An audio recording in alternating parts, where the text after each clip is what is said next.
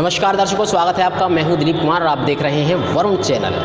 3 कृषि कानून जिन पर पिछले लंबे अरसे से विवाद चला आ रहा है। आखिर विवाद क्यों है? क्या ये कृषि कानून किसानों के हित में हैं या उनको नुकसान पहुंचाएंगे? इस विषय में हमने अनेक राजनेताओं से बात करने की कोशिश की, लेकिन जहां हम राजनीति के क्षेत्र में जाते हैं तो हमें ये देखने को मिलता है कि जो सत्ता पक्ष के लोग हैं वो कृषि कानूनों के फायदे गिना रहे हैं, लेकिन विपक्ष इसमें 100% नुकसान बताता है। किसान हालांकि उतने अच्छे तरीके से इसको कुछ समझ भी पाए या कुछ नहीं भी समझ पाए, क्योंकि आरोप ये भी लगता रहा है कि कृषि कानूनों को लेकर किसानों को भ्रमित किया जा रहा है। आज उन 3 कृषि कानूनों की वास्तविक स्थिति को जानने के लिए हम इस वक्त Chandra IAS PCS coaching centre पर उपस्थित हैं। ये कोचिंग सेंटर अलीगढ़ शहर के नौरंगाबाद स्थित ज्वालापुरी पुलिस चौकी के निकट ऑन रोड GT रोड पर है।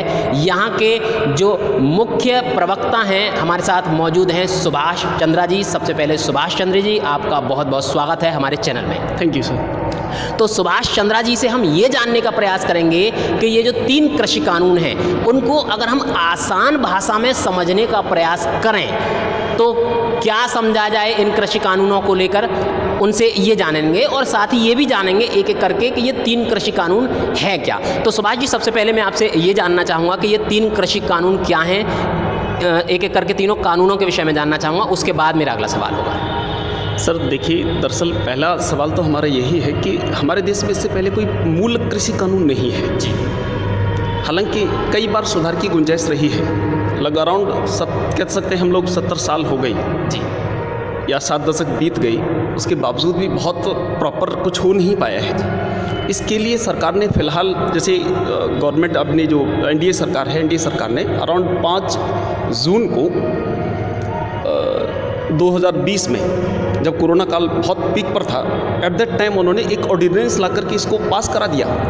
और फिर हालांकि सदनों में गया था, सदनों के थ्रू भी पास हुआ था, लेकिन खासकर अगर हम इस कानून में अगर विचार करें तो 3 तरह के हमें अमेंडमेंट इसमें नज़र आते हैं।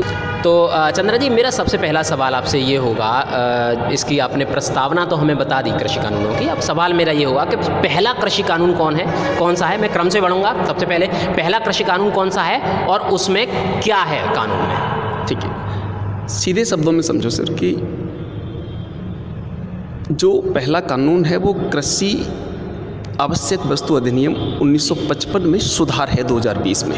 ये था पहले उसमें सुधार 1955 में था और 1920 में आके सुधार किया है सरकार जी। अच्छा, पहले इस कानून में ये होता था कि होर्डिंग की एक लिमिट होती थी, जमाखोरी की एक निश्चित सीमा होती थी। इससे ज़्यादा कोई भी आड़तिया या कोई बड़े साहूकार जो खरीदने वाले होते हैं वो बहुत ज़्यादा स्टॉक नहीं कर सकते थे।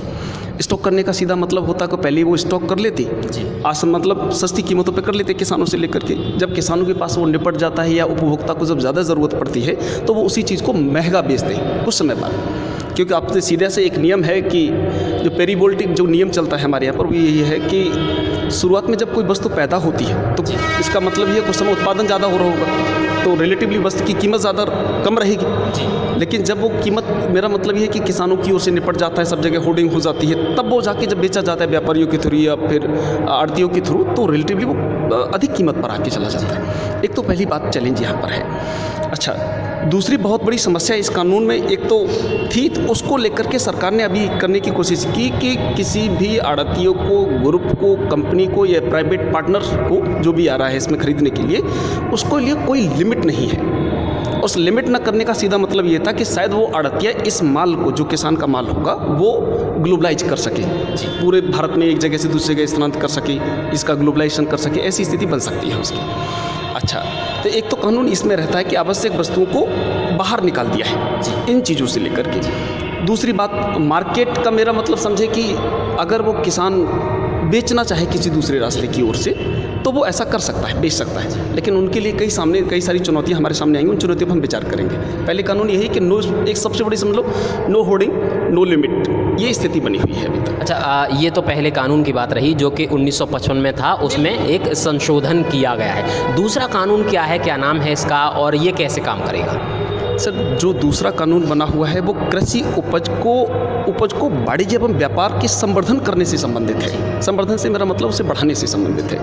अच्छा, ऐसा कहा मोदी सरकार की ओर से जो सोचा गया वो रिलेटिवली पॉजिटिव सोचा गया था कि अगर किसान की उपज को इंडस्ट्रियलाइज कर दिया जाए या एक तरह से कह सकते हैं इसको कॉर्पोरेटाइज कर दिया जाए, तो हो सकता है कि सीधे कंपनी से कॉन्ट्रैक्ट करने की वजह से किसान को उसकी अमुक उपज है जो भी मिलेगी वो रिलेटिवली ज़्यादा होगी। नंबर एक, इसमें 2-3 बातें महत्वपूर्ण रखी थी पूरे वाले व्यापार वाणिज्य के लिए। पहली बात तो ये है कि किसान कॉन्ट्रैक्ट फार्मिंग से की जाएगी, किसान के साथ वही कॉन्ट्रैक्ट फार्मिंग करेगा जो प्राइवेट पार्टनर होगा। अच्छा, उस कॉन्ट्रैक्ट के क्रम में क्या होता है, 2 तरह की, एक तो औसत मूल्य तो होता है किसानों उनके बीच में, दोनों के बीच एक समझौता हो जाएगा और आश्वासन मिल जाएगा। लेकिन आगे जाके इसमें भी चुनौतियां पैदा हो जाएंगी इस बात को लेकर के कि जिसके साथ हम कॉन्ट्रैक्ट कर रहे हैं वो कॉन्ट्रैक्ट क्या जिस औसत मूल्य पे किया था, कहीं गुणवत्ता और मानक को लेकर के वो कम पे तो नहीं कर देगा जी। क्योंकि मान के चलिए कि गेहूं का औसत मूल्य उन्हें प्रति कुंटल 2000 तय किया, गेहूं की गुणवत्ता बायदा पे गिर गई किसी वजह से, तो वो कंपनी वाला व्यक्ति कहेगा ना जी ना, ये 1700 कीमत पे जाएगा। किसान बोलेगा नहीं, अमुक जो कीमत है वो तो 2000 आपने तय की थी। बोले नहीं, इसमें गुणवत्ता और मानक के आधार पर तो कम किया जा सकता है, ये इसमें कंडीशन है। एक तो कॉन्ट्रैक्ट फार्मिंग की इस दशा बनी हुई है। दूसरी बात क्या है कि किसान अपने माल को किसी भी जगह, जैसे कहा सकते हैं, एक कॉन्ट्रैक्ट फार्मिंग से लेकर के दूसरी जगह पर ले जा सकता है, लेकिन ये बहुत बड़ा चैलेंज होगा। आप एक छोटा सा किसान एक बहुत बड़े इंडस्ट्री या कंपनी या बहुत बड़े ग्रुप के साथ जब खरीद कर रहा होगा तो उससे कॉन्ट्रैक्ट से हटने के लिए, हालांकि इसमें कहा गया है कि अगर किसान चाहे तो उस कॉन्ट्रैक्ट से हट सकता है, लेकिन सामान्यतः जब कॉन्ट्रैक्ट हो जाता है तो वो हटने की अगर कोशिश करके किसी दूसरे व्यक्ति को देगा जो ज़्यादा कीमत पे ले ले उस मूल्य को, मतलब उस वस्तु को, तो केस चलेगा। केस कौन करेगा? कॉन्ट्रैक्ट फार्मर जी, मेरे माफ की जाती जो ग्रुप प्राइवेट पार्टनर करेगा।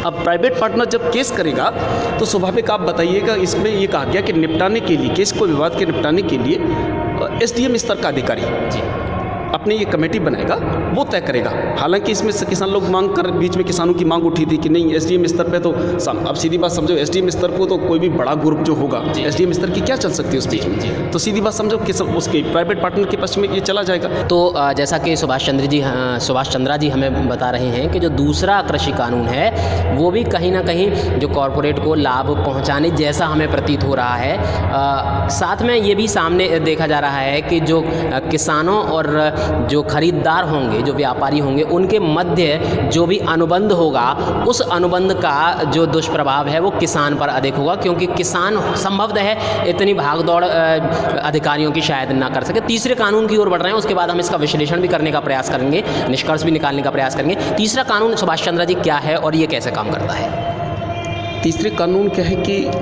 कृषि मूल्य, जो कृषि जो उपज है जी, उसके मूल्य का आश्वासन सरकार ने देने का प्रयास किया है कि वो आश्वासन दिया जाएगा। और आश्वासन में 3 तरह के, वही अभी बात कर रहे थे कॉन्ट्रैक्ट फार्मिंग, जो मूल्य आश्वासन तय हो चुका है उस तय रेट पे अगर कोई प्राइवेट पार्टनर नहीं, वो जो प्राइवेट एजेंसी है अगर नहीं खरीदती है या फिर कोई अन्य विवाद पैदा हो जाता है जी, या फिर हो सकता है कि जैसे ज़मीनी कॉन्ट्रैक्ट को लेकर किसान बड़ी शंका में है, अगर हो सकता है कि प्राइवेट पार्टनर उसको बाधित कर दे इस बात के लिए, तो दोनों के बीच के जब विवाद हो जाएगा उस विवाद को निपटाने के लिए सरकार की ओर से कई प्रयास किए गए हैं, लेकिन कोई पक्का प्रूफ नहीं दिया गया जी।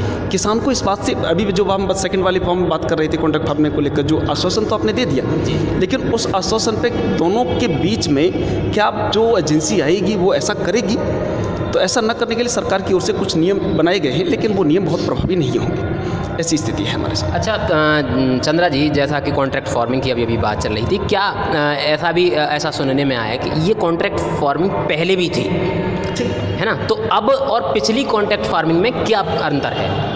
सर, जो पहले कॉन्ट्रैक्ट रही है तो मोस्टली तो खासकर उन क्षेत्रों में रही है जहाँ पर बड़े किसान हैं जी, जैसे हम कह सकते हैं पंजाब में रही है जी।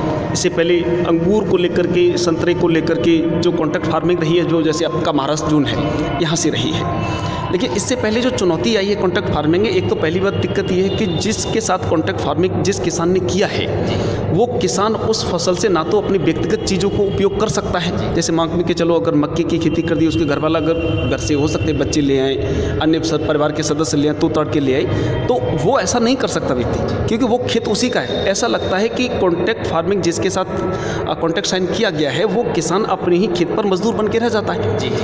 एक तो स्थिति ये बनी रही है। दूसरी बात क्या है कि बहुत बड़ा चैलेंज जो पहले आया था कॉन्ट्रैक्ट फार्मिंग का, कॉन्ट्रैक्ट फार्मिंग तो बनी रही थी। एक तो चैलेंज अभी जो हम बता रहे थे कि प्रैक्टिकली उस किसान का वो खेत नहीं रहता, वो खेत उस अमुक व्यक्ति जिसके साथ अनुबंध किया है उस एजेंसी का हो जाता है। दूसरा चैलेंज इस पूरे कॉन्ट्रैक्ट में बना रहा था वो ये रहा था, गुणवत्ता मानक को लेकर के वो क्या करते, जो औसत मूल्य तय हुआ था वो उसी आधार पर वो कर देते कि नहीं जी कि अमुक वस्तु की आपकी गुणवत्ता गिर गई है, इस गुणवत्ता की वजह से अब इसका रेट इतना ही लगेगा। तो वो किसान बेचारा फंस ये जाता, बोले अब इस वस्तु को लेकर हम कहाँ पर लेकर जाएं जी, क्योंकि आपके साथ कॉन्ट्रैक्ट किया था। अच्छा, अगर वो किसी अन्य जगह लेके जाता है तो फिर प्राइवेट वाला जो व्यक्ति होता है वो धमकी देता है और केस कर देता है जी। तो सामान्यतः केस उसी व्यक्ति के पक्ष में चला जाता है। इसीलिए किसानों को कॉन्ट्रैक्ट फार्मिंग से अब डर भी न लगना है। हालांकि बड़ी खेती बड़े कॉन्ट्रैक्ट फार्मर ऐसा कर सकते हैं, उनके लिए बड़े जो फार्मर्स हैं उनके लिए कॉन्ट्रैक्ट फार्मिंग ठीक ठाक रही भी है, लेकिन उसमें कई सारे चैलेंज बने हुए। ये स्थिति बनी रही। कॉन्ट्रैक्ट फार्मिंग की दो चुनौतियाँ हैं। नंबर एक चुनौती हमने पहले पढ़ ली थी, एक तो वो अपनी भूमि का मालिक नहीं रह पाता, दूसरी बात जिसके साथ कॉन्ट्रैक्ट किया है वो अपने हिसाब से रेगुलेट करना शुरू कर देता है, तो गुणवत्ता मानक के आधार पर अक्सर कम पर ही खरीदता है। ये बहुत बड़े चैलेंज बीच में बने रहे। और तीसरी बहुत बड़ा चैलेंज अभी आया था कि जिसके साथ कॉन्ट्रैक्ट फार्मिंग किया था ऐसा लग रहा था कि उनकी जो ज़मीन थी उस ज़मीन पर कब्जा करने के कुछ प्रयास किए गए थे, ऐसा कुछ मिला था, लेकिन पक्का प्रूफ है नहीं।